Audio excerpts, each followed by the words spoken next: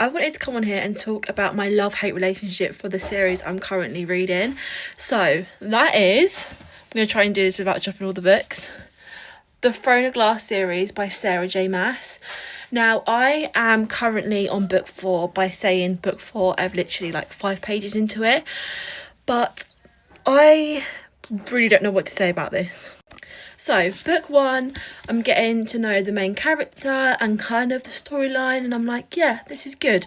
However, I've got some questions. The questions are answered in book 2.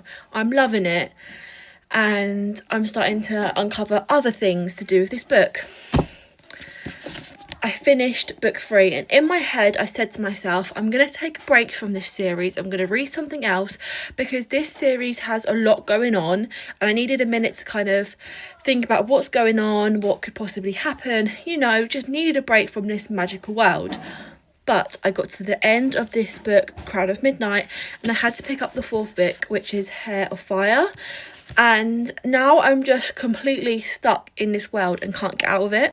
So if you haven't read this series, I'm not going to spoil it, but you really have to. But we follow this main character. Her name is Selena, and she is an assassin, and she kind of goes on different missions and challenges. And at one point she's hired by the king to do some work for the king.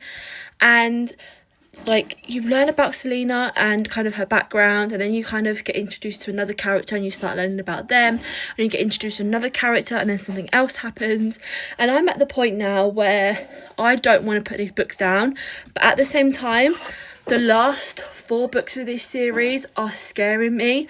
Look how chunky they are. Another thing that's scaring me are these 2 books, which is Tower of Dawn and Empire of Storms. This is a tandem read. Now, you don't have to read like that. You can read them individually. However, I've heard that you have to read them both at the same time. So you'll read a chapter from this book and then 2 from that one, another one from that one. And then the storyline matches up. And you're telling me I've got to read these 2 chunky books at the same time. Not only that, the final book, Kingdom of Ash, is 968 pages long. Actually, no, wait, that wasn't the last page. Bear with me. It's actually 980 pages long. That is the first 2 books combined in one book. I don't even know how I'm going to hold this to read it.